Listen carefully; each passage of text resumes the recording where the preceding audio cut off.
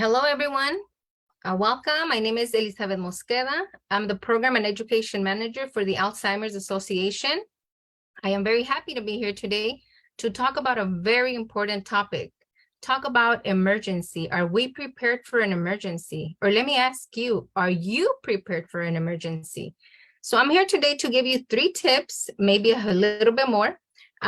So to have an idea of how to be prepared, right? How to be prepared in case we have children or we have a loved one with Alzheimer's or dementia.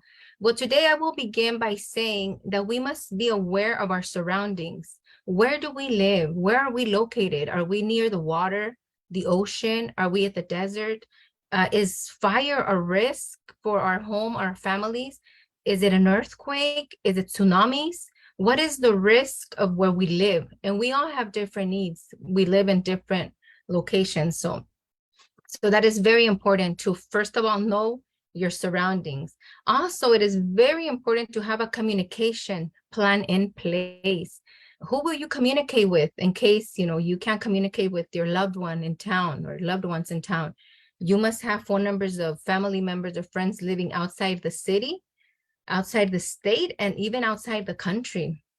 And for that, you can put them in your emergency kit, and we'll talk a little bit about the emergency kit in a few seconds. Well, it is very important also to have a family reunification plan in case of an emergency and you're not home and your family's not home. Where will you meet?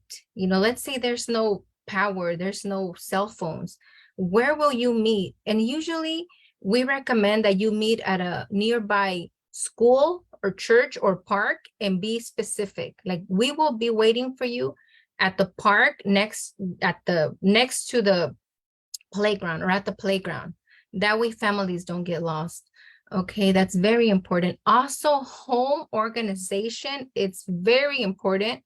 Let's say it's 3 to a family. Make sure, let's say grandma is in charge of making sure she knows where the emergency kit is.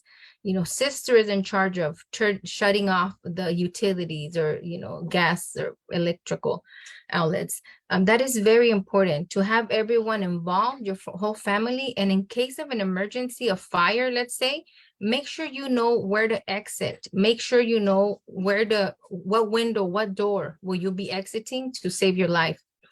The other thing that I wanted to share with you was, during an emergency, you always have to maintain, be calm, do not panic, and make sure you assess, what's the need, what's everybody's need at the time.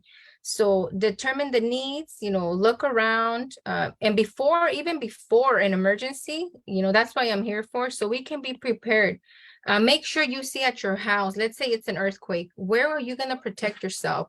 How are you going to protect your family member that has dementia or Alzheimer's?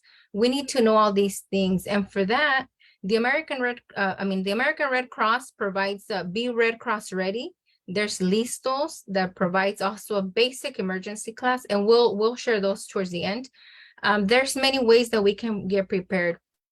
Also, the number 3 tip is finding additional resources. But before talking about the additional resources, let me talk a little bit about an emergency kit. It is very important to have an emergency kit tailored to your needs, tailored to your family member that maybe has Alzheimer's, dementia, or your children. And let's don't forget about our pets. Our pets are family too, so let's also think about them. It is recommended to have 1 gallon of water per person per day and to prepare for 3 days. But it's always good to have a little bit extra water, for our pets or for, someone else that didn't prepare. But now I will talk a little bit about finding additional resources. In your area, we do have different resources. There's the American Red Cross, there's the Kern County, there's the Listos. So I always like to share that Listos is a very basic emergency preparedness program that will help you and your family prepare in case of an emergency.